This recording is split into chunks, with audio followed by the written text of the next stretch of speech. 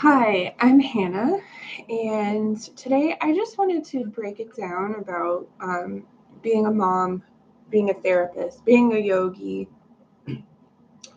and what life has been like becoming a mom in the pandemic and after, and what this crazy, societal experience has been like for me, because I think that it is so relatable. And I want to talk about kind of where I'm at today, things that are helping me, and like what I'm doing um, to improve my own life, practice self regulation, work on my own mental health, and all of that fun stuff as a human person.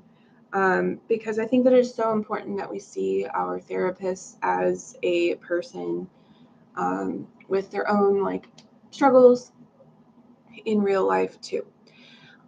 So first of all, I want to talk a little bit about my journey, and then I'm going to talk about like what's helping and the challenges along the way and all of that. So, um, so becoming a mom in 2020 was a really intense experience. There was a lot of good, there was a lot of hard. And then I also had another child in 2023. And life has been really hard as a young family in the US because, um, things like the economy, the rising cost of living, childcare, uh, and being a woman and being a mom in the workplace, in the therapy field, has been very, very hard, very challenging. And so I want to talk about like how I am coping and dealing with all of these things. So I like to think of myself as my first like primary therapy client and yoga student, because I'm both a yoga teacher and a therapist. But I can't do those things effectively if I myself as a person am not doing well. So I try to practice humility and accountability by um, being my own client, being my own yoga student. And of course, I go to therapy. I have my own therapist as well. I don't want to say that like I'm my own therapist only, because that's not true. Anyway, so I have really struggled a lot with mental health since becoming a mom. I've been struggling with um, trauma and depression and anxiety, and they're kind of all bundled up together. And I've recently found out that I have additional mental health struggles with being autistic and ADHD. My brain is wired different. My nervous system is wired different. And so my perspective in life is different, and that is the reason why I like my marketing and the things that I put out there online are unique and different, because I just am wired differently. And so I like to work with folks who understand, neurodivergent folks, highly sensitive folks, highly creative folks. All of you guys are along that path with me. Um, but so the challenges that I have faced since becoming a mom, and even before becoming a mom, I've always had depression. I've always felt like a different kind of like marginalized person. I've always been kind of shy. I've always struggled with like creating friendships and maintaining friendships. I moved around the country a lot as a kid, so I was kind of like um, I'll claim the term like a wandering gypsy. I've always been kind of an outsider. I've always been kind of like a weirdo, quote unquote. And I will reclaim all of those terms as something positive and something good. Um, so becoming a mom in 2020, there was good, bad, and ugly. And the good was I'm creating my own family. I'm creating my own home. I'm creating the life that I want to live. And there's so much love and beauty in that. And yet the hard parts for me were like kind of like the external world, like the events that were going on in the US, like around COVID, the political issues, and also like had some family issues, some family conflict, some turmoil, and that was really traumatizing for me. And then also like trying to be a therapist in the middle of all of this was there's good and bad with that. Like it was a challenge. Not only, well, I loved working with clients, I loved being a therapist, but the company that I was working for was going through a lot of changes, and it was hard to keep up. And I felt that I was kind of being pushed out of my job because I became a mom. And part of that was because childcare was not affordable and was not accessible to me. And so it was really hard. And like there were so many problems. It's hard for me to like put it all in words in this moment. Like there were just so many things that were just building up on top of me. And so I sought solace in my yoga practice. At the time, I was invested in my 200-hour yoga teacher training. And so that brought me a lot of joy, a lot of strength, a lot of just stillness, self-compassion, refuge, hope. So I was on this. I've always loved yoga since I was like 20 years old, and so being able to work on my yoga teacher training while I was pregnant in the middle of COVID was like a huge refuge for me. And while my first daughter was a very high needs child, pretty sure she has ADHD like me, and like life was really hard. I was a stay-at-home mom when she was born, and I didn't have really anyone to lean on. I didn't have very much of a village or a support system to lean on at that point. And that's a whole nother story. I'm not going to talk about why that was. I'll just say like that was a really big struggle to not have people to call on for support, to lean on, and to also be feeling like I'm being pushed out of my therapy job after having my kid. Was really scary. And so like some things that happened with the healthcare providers in the hospital, that was painful for me because like things didn't, I felt kind of not listened to in the hospital. So again, like lots and lots of layers of things building up. And then I ended up quitting my job after my child was about a year old. And then we ended up experiencing a lot of like financial difficulties during that time because the rising cost of living was really outpacing our ability, like our family's ability to earn.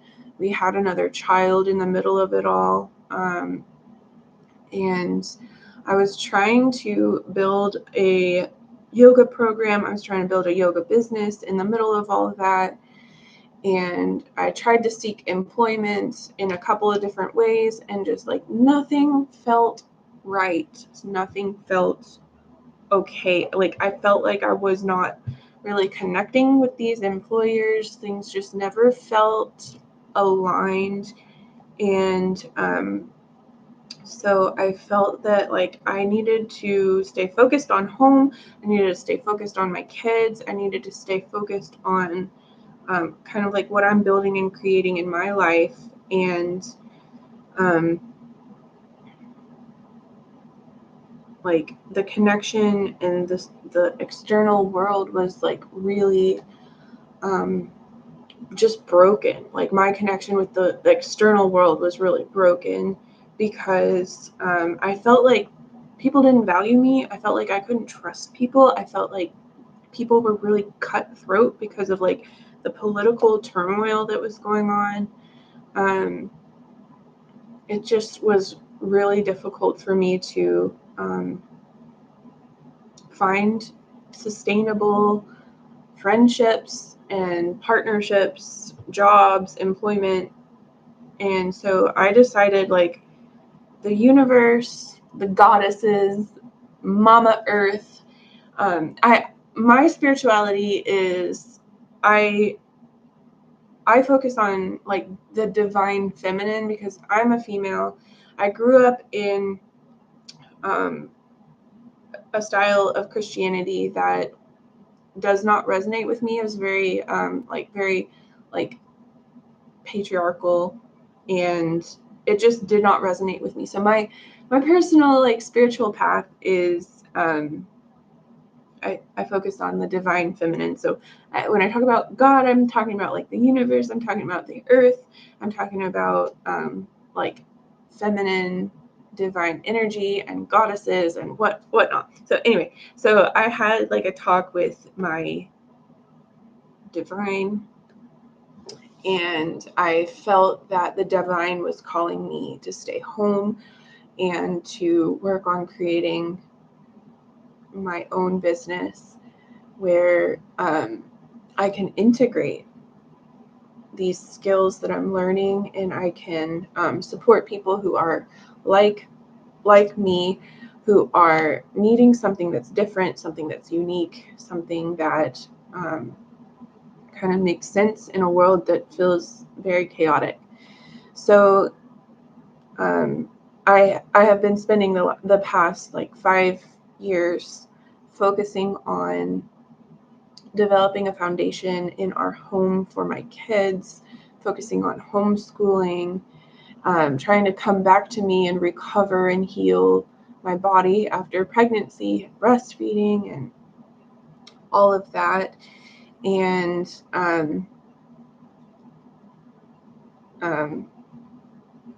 like I feel like my mind really I don't know how to describe it other than like I feel like my mind was like damaged in the process of having kids, because I feel like I can't speak like I used to. I feel like my cognitive processes are so much like less I don't know, like just like I feel like my cognitive processes have like really been reduced since having kids. And I actually found out that like part of that is like ADHD and autism and being a neurodivergent person. Um, I've had struggles in the areas of speech. I've always had a speech impediment. I've always had difficulty like with recall. I've always had like been like a slow processor.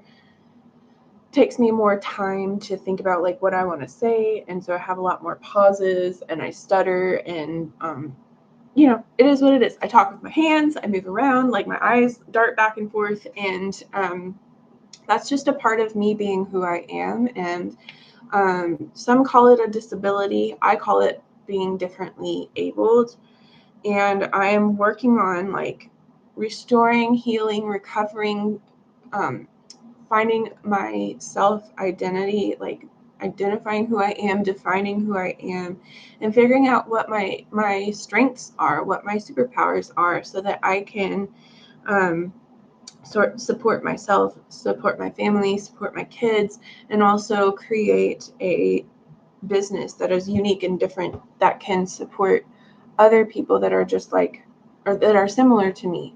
And so what's working for me currently right now in coping with like stress anxiety, trauma, depression. I practice creativity on a daily basis, and I do that by starting the day with my morning pages journal, which is a stream of consciousness journal, where I just kind of like brain dump everything that's like on my mind first thing in the morning, kind of clears it out and clears the channels so that I can really get focused, be present and grounded as things come up. And I'm also trying to do art on a daily basis. So whether that's something really, really small, like it's something that takes like 5 minutes, like maybe I'll do like a coloring page, or maybe I will just doodle a little bit, or maybe I do something a little bit bigger. Maybe I do like a project for my blog. Maybe I do a painting.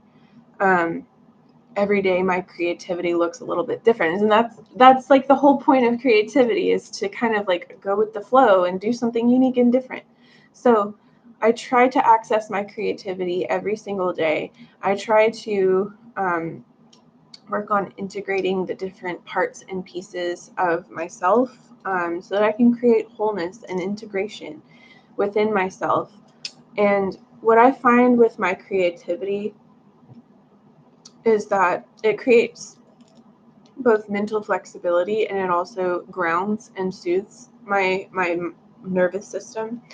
And so I feel safe and okay when I'm in that creative flow, when I'm in that creative headspace, and I don't feel so anxious during those moments of flow.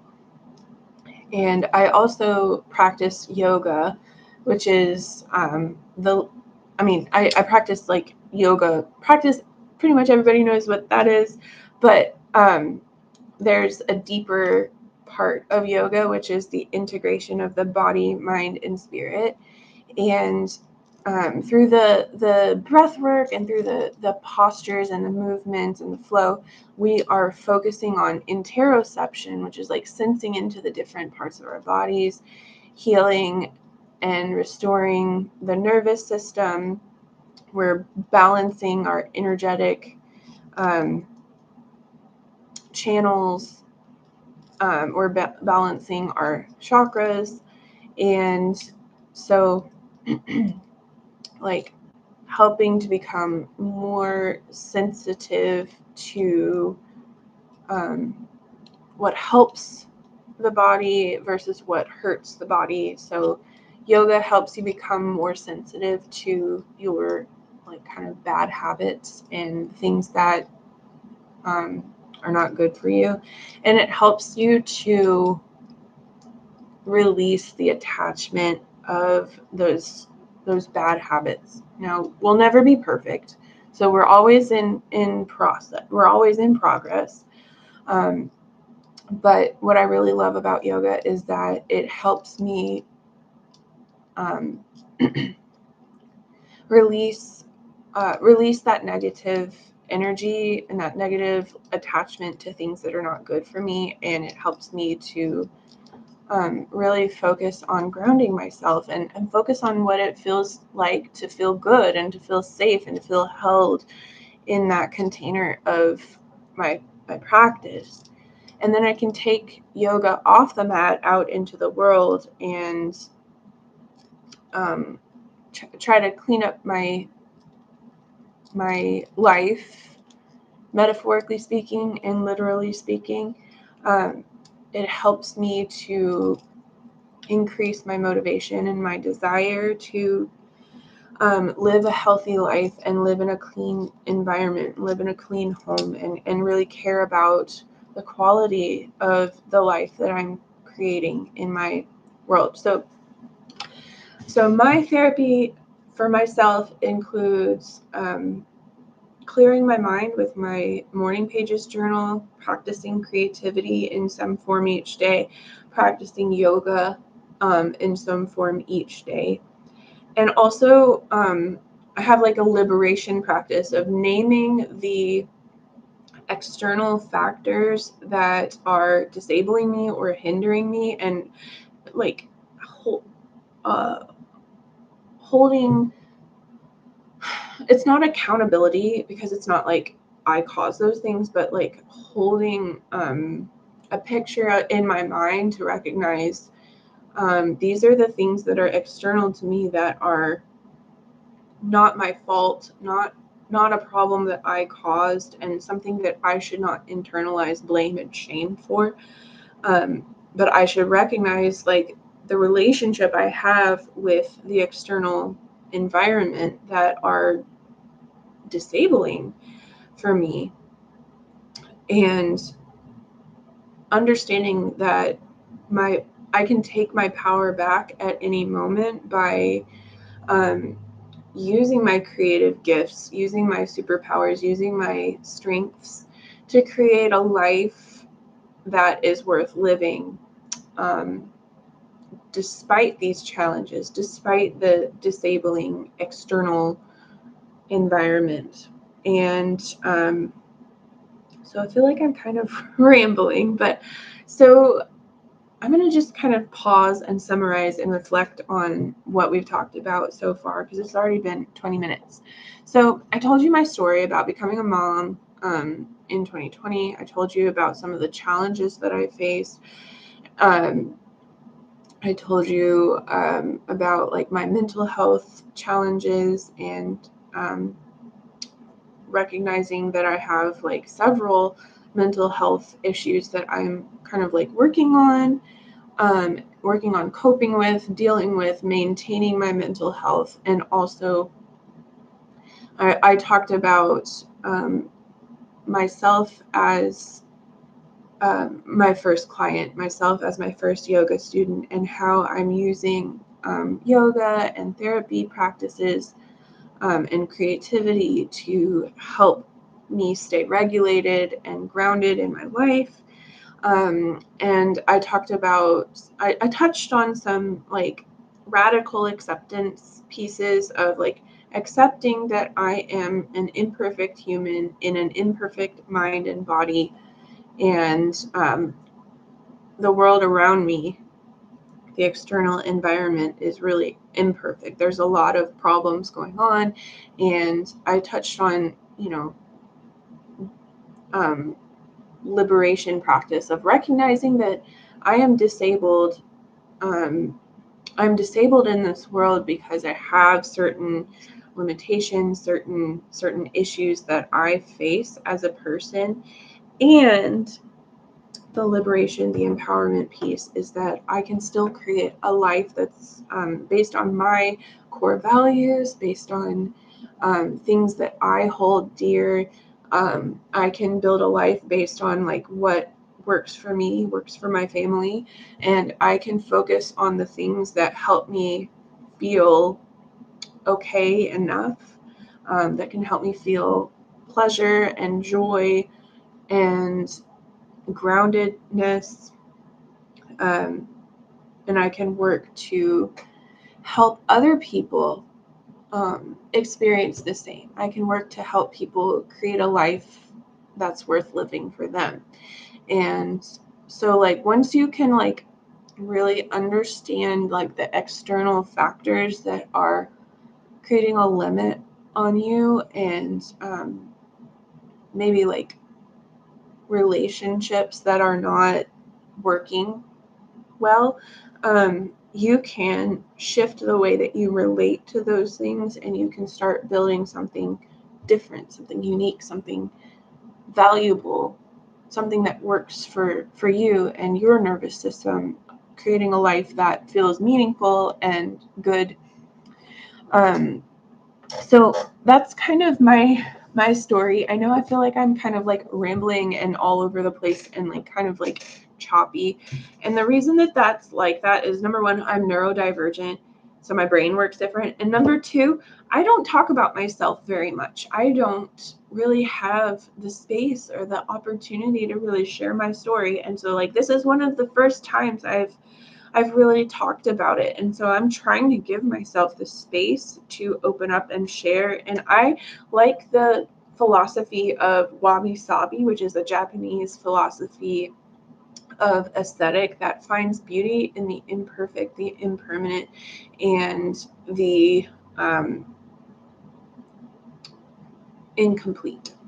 So I try to see the beauty in myself and the beauty in my imperfections and embrace who I am wholeheartedly, because I only have one life to live. And I'm in my middle age. I'm in my 30s, and I want to enjoy as much as I possibly can of this life and create the best life that I can for myself, even if it's imperfect. So I hope that this inspires you and brings you hope and joy for your own life. I hope that you can take a moment to self-reflect. If you watch this video, self-reflect on how you can embrace radical acceptance, and you can find daily practices that help you regulate your nervous system so that you're not stuck in fight or flight, and stuck in past trauma or depression.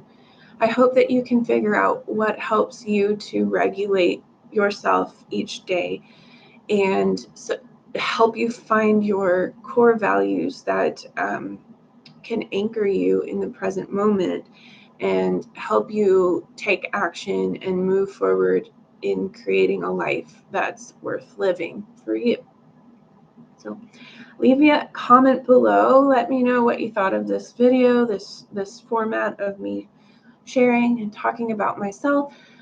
And I would love to know if there's any part that feels particularly inspiring, or if you've gained some insight or wisdom that you want to apply in your life. I'd love to hear that. Leave me a comment below. And you can come check out my blog if you're interested in creative healing arts. It is sunbloomcounseling.com. You can follow me on social, and I'd love to see you around. Peace. Bye.